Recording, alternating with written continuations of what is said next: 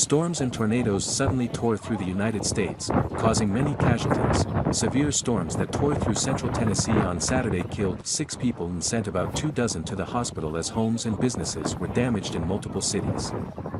3 people, including a child, were killed after an apparent tornado hit Montgomery County north of Nashville, near the Kentucky state line, county officials said in a news release. And the Nashville Emergency Operations Center said in a post on its social media account that 3 people were killed by the severe storms there. Montgomery County officials said 23 other people were treated for injuries at the hospital.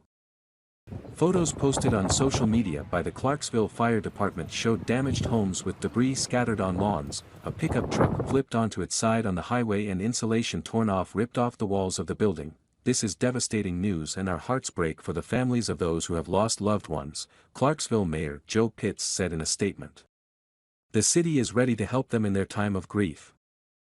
The Montgomery County Sheriff's Office said in a statement that a tornado touched down around 2 p.m.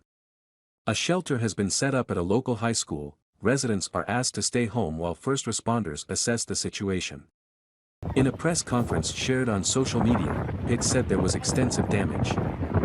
So if you need help, call 911 and help will arrive immediately. But if you can, please stay home. Don't go out. Our first responders need time and space, he said. Shanika Washington said as soon as she heard storm sirens blaring in her Clarksville neighborhood, she took her children, ages 5 and 10, to a windowless bathroom in the basement of her townhouse.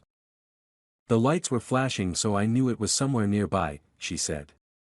I just kept praying to God as everything was going on. It was very scary.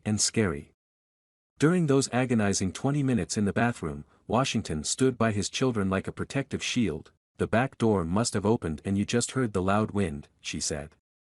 The curtains and furniture were shaking very hard. I could say we died right in the middle of the storm. As she stepped out of the bathroom, she looked out the window and saw the devastation. Debris swirled into cars with broken windows. Shutters were ripped from houses. Many townhouses had their roofs blown off.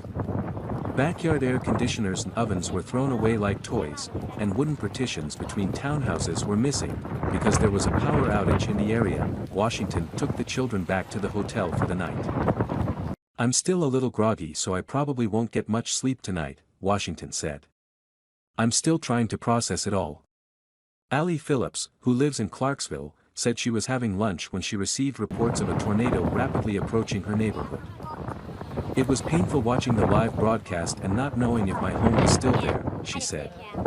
When we finally decided to leave, the way home was blocked because there were too many power lines on the road and we had to take a detour. The storm comes nearly 2 years after the National Weather Service recorded 41 tornadoes passing through several states, including 16 in Tennessee and 8 in Kentucky. A total of 81 people died in Kentucky alone.